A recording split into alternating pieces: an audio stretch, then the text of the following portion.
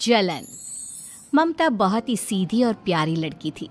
वहीं सुनील एक सरल और आगे बढ़ने की सोच रखने वाला लड़का। सुनील, बेटा सुनील कहाँ है? अरे जरा एक गिलास पानी तो दे दो। हाँ माँ, अभी आया। क्या माँ, पानी तेरे सर के पास ही तो रखा है। क्या हो गया है, तबीयत खराब है क्या? अरे नहीं नहीं, वो उठने का मन ही नहीं कर रहा था तो देखा ही नहीं। वैसे क्या कर रहा है? यहाँ बैठ ना मेरे पास। माँ पढ़ रहा था। वो क्या है ना, नौकरी में तो वक्त नहीं मिलता, अब ऑफिस से घर आकर ही तो वक्त मिलता है। अच्छा ठीक है, पढ़ ले जा बेटा। सुनील पढ़ लिख कर और आगे बढ़ना चाहता था, लेकिन माँ की तबीयत खराब देखकर सोचता है कि शादी ही कर ले। कब तक माँ का ख्याल वो अकेले रख पाएगा। तो एक दिन, माँ ये ममता है, मैंने इससे शादी कर ली है। तुम्हारी तबीयत भी ठीक नहीं रहती तो मैंने सोचा शादी कर लेता हूँ। घर संभालने वाली और तुम्हें संभालने वाली कोई आ जाएगी तो अच्छा रहेगा। माँ अचानक से सामने बहू देखकर हैरान रह जाती है। बेटा ये क्या बात होती है? न बैंड, न बाजा, न दहेज, न शगुन, ऐसे कैसे बहू आ गई? माँ तू तो जानती है मैं नौकरी के साथ पढ़ाई कर रहा हूँ, तो कहाँ से इतना पैसा बचा पाता कि धूमधाम से शादी करता। वैसे भी माँ, लोग तो आकर खाकर निकल जाएंगे, इसलिए बस वैसे ही। माँ जी, मैं आपका ख्याल रखूंगी। वैसे भी ये आगे की पढ़ाई कर रहे हैं, अच्छा कुछ कर गए तो सबके दिन फिर से अच्छे आ जाएंगे। सास को ममता की बात ठीक तो लगती है, लेकिन मन में कहीं ना कहीं लगता है कि कहीं बहू बेटे को लेकर फुर्र ना हो जाए और फिर तो वो रह जाएगी अकेली। बेटा देख, मेरा जो कुछ भी है वो सुनील ही है, और सुनील का भी अब इस दुनिया में मैं ही हूँ और कोई नहीं। क्या सुनील? बिल्कुल माँ, लेकिन आज से ममता भी मेरे जीवन का अहम हिस्सा है, जैसे तू है। सास को बड़ा बुरा लगता है कि उसकी सल्तनत में कोई और हिस्सेदार कैसे हो सकता है। कैसे कोई और उसके 30 साल के बेटे की जिंदगी में अचानक से आकर बराबर का हिस्सेदार बन सकता है। देख बहू, मैं भले थोड़ा बीमार रहती हूँ, लेकिन इसका मतलब यह नहीं कि घर की चीज़ों में मेरा कंट्रोल खत्म हो गया है। मैं आज भी इस घर की रानी हूँ, समझी? बेटा सोचता है कि ये माँ को अचानक से क्या हो गया। कल तक जो माँ कहती थी कि जिंदगी का कोई भरोसा नहीं, वो अचानक से जंग के मैदान की झांसी की रानी कैसे बन गई। माँ क्या हो गया है? सब ठीक है ना? अचानक कैसी बात कर रही हो? ममता का आज पहला दिन है, स्वागत करो उसका। आसपास की आंटियों को बुलाओ, नई दुल्हन की मुंह दिखाए करवाओ। खैर, सास होने का फर्ज निभाती है और बाद में एक सहेली के साथ बाहर निकल जाती है। क्यों री बताया नहीं कि बेटे का ब्याह कर रही हो? वैसे तो सारा दिन हम ही में घुसी रहती हो। अरे मुझे भी तो अभी पता चला, यूं अचानक सर पर लेकर आ गया। कहता है बहू है माँ तुम्हारी, अब इसको भी इतना ही मैं प्यार करता हूँ जितना तुझे करता हूँ। लो जी, ये क्या बात होगी? क्यों इतना प्यार करता है? अरे माँ का प्यार तो ज्यादा होता है। अब उसको तो कोई दूसरा पति मिल सकता है, लेकिन तुम ही बताओ, क्या माँ की ममता किसी और की हो सकती है? ना जी ना, बेटे को समझाओ ये बात।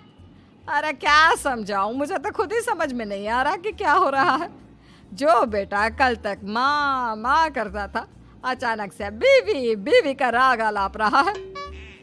देखा, उसकी बीवी ना सुंदर और जवान है। सुंदरता के आगे तो एक से एक नहीं टिके, तो तेरा बेटा किस खेत की मूली है? सास को भी समझ में आ जाता है कि बहू की सुंदरता के आगे माँ का प्यार किसी काम का नहीं।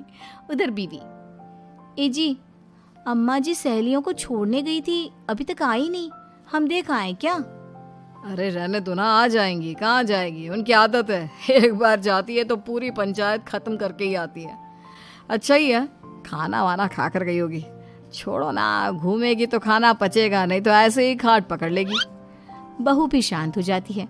उधर सास सोचती है कि आज थोड़ा देर से ही घर जाती हूँ, जब बेटा परेशान होकर ढूंढेगा तब मजा आएगा। बीवी को खुद ही पता चल जाएगा कि माँ के आगे उसकी दाल नहीं गलेगी। लेकिन वहीं दूसरी ओर घर पर, ए जी, माँ जी अभी भी नहीं आई, हमको तो घबराहट हो रही है कि क्या करें, जाकर पता करें किसी के घर। अच्छा, कहाँ जाओगी ये भी बता दो। पहला दिन है तुम्हारा इस घर में और एक ही दिन में मोहल्ला छानोगी क्या? हाँ, तो आप भी तो नहीं जा रहे हैं ना, हमको फिक्र हो रही है। अरे यार, ये रोज का है अम्मा का, खाओ और सो जाओ। बस फिर क्या था। बेटा बहू खाना खाते हैं और कमरे में सोने चले जाते हैं। उधर जब सास को कोई देखने नहीं आता तो वो हार कर घर आ जाती है, जहाँ वो देखती है कि सारे घर की लाइट्स बंद है। सास को गुस्सा आता है। बहू, ममता बहू कहाँ हो? लेकिन सारे दिन की थकी बहू को ऐसी नींद आती है जैसे किसी ने भांग की गोली खिला दी हो। वो तो नहीं उठती। उठकर आ जाता है बेटा। अरे क्या बात है अम्मा, काहे चिल्ला रही हो? अरे सो जाओ ना, सुबह की थकी है बहू, वो सो रही है।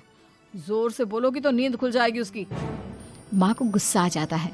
फिलहाल तो सो जाती है, लेकिन मन ही मन ढेर सारा जहर बहू के लिए भरा होता है। सुबह बहू चाय बना रही होती है कि सास धीरे से गैस तेज कर देती है, जिससे चाय का बर्तन जल जाता है। और जैसे ही बहू चाय का बर्तन उठाती है उसका हाथ जल जाता है। मेरा हाथ जल गया। वो जोर जोर से चिल्लाकर इधर उधर भागती है कि सास थोड़ी देर में उसके हाथ में पानी डाल देती है। हाय रे बहू, क्या कर रही हो? पहली बार रसोई छुई हो क्या?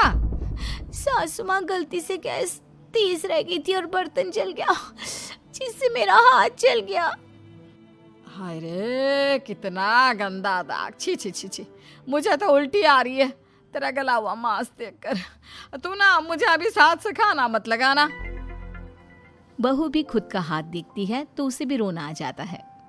कुछ दिनों के बाद सास की सहेली आती है। बहू चाय बनाकर लाती है। उसके जाने के बाद सहेली कहती है, बहू की सुंदरता ऐसी है कि कोई भी दीवाना हो जाए। वैसे तेरे बेटे का क्या हाल है? अरे वैसा ही है, बहू के पीछे लट्टू। क्या करूं, कुछ समझ में नहीं आ रहा।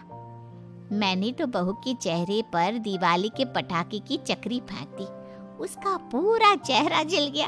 अब देखो ना रही सुंदरता, और ना ही अब मेरा बेटा उसे पूछता है। अरे अब तो वो उसे छोड़कर दूसरी भी देखने को बोल गया है मुझे। बहू सारी बात सुन रही होती है। आंटी एक बात बताइए, क्या भरोसा है कि दूसरी सही आए और आपके अनुसार रहे? देखिए आंटी, मेरी सासू माँ को गलत बात सिखाने की जरूरत नहीं है। हमारा परिवार साथ में खुशी से रह रहा है। देख बहू, मेरी सहेली की बेइज्जती ना कर, वही अच्छा रहेगा तेरे लिए, समझी? बहू नहीं मानती है। वो बार बार उनकी सहेली को घर से निकल जाने को कहती है। तभी सास की सहेली पास के चूल्हे से लकड़ी लाकर बहू के चेहरे पर लगा देती है। बहू जोर जोर से रोने लगती है। अरे ये क्या कर दिया? मैंने कहाँ किया, ये तो तूने किया। तू ही नहीं चाहती थी कि बहू बेटे के साथ रहे, भला मैं क्यों करूँगी? मैं तो चली, निपटो अब। बहू रो रही होती है, दर्द से चिल्ला रही होती है, लेकिन सास उसे डॉक्टर के पास नहीं ले जाती। तभी पति आता है। क्या हो गया ममता? ये दाग कैसे लगा?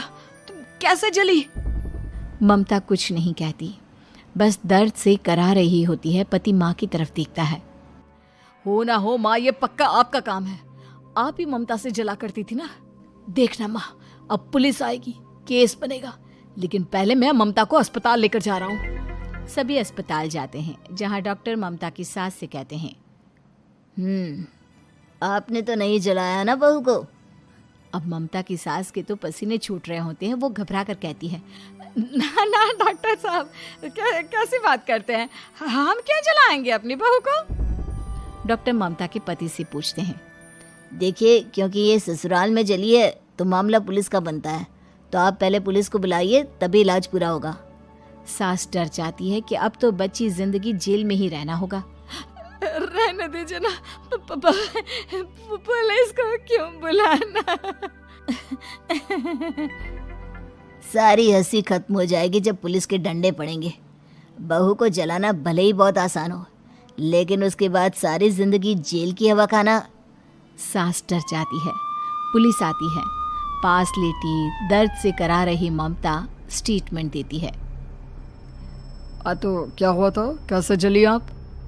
ममता पास खड़ी सास को देखती है। बेटी बताओ, कैसे जल गई तुम?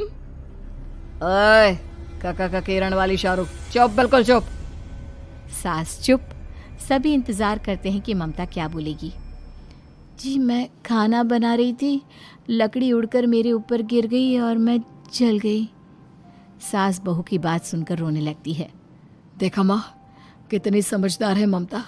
ये चाहती तो, हाँ बेटा, ये चाहती तो मैं आज जेल में होती। मुझे माफ कर दे, मैं आगे से अभी कभी ऐसा नहीं करूंगी। बहू के साथ मिलकर रहूंगी, मुझे माफ कर दे।